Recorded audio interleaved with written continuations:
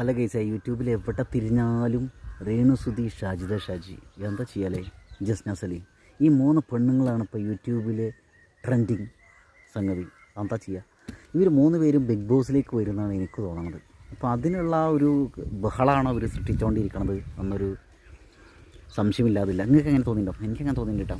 എന്തായാലും രേണു സുധി, ഷാജിദ ഷാജി, അതേപോലെ ജസ്ന സലീം, ഇവർ വല്ല യൂട്യൂബിൽ വേറെ ആൾക്കാരില്ല എന്ന് തന്നെയാണ് എൻ്റെ അഭിപ്രായം.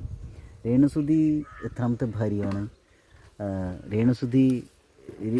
രേണുസുധിയുടെ പ്രണയകഥകൾ, രേണുസുധി ഡീസൻ്റ് ആണോ അല്ലേ, ഇതൊക്കെയാണ് ആളുകൾക്ക് ചെകഞ്ഞ് കിടക്കാൻ ആഗ്രഹം തോന്നണം എല്ലാവർക്കും. ഞാൻ മറ്റുള്ളവരെ കാര്യമില്ല പറഞ്ഞാൽ നമ്മളും ഒക്കെ അവസ്ഥയാണ്. എന്താ അവിടെ സംഭവിച്ചുകൊണ്ടിരിക്കുന്നത്, കണ്ണും കാതും കുറിപ്പിച്ചിങ്ങനെ ഇരിക്കുകയാണ്.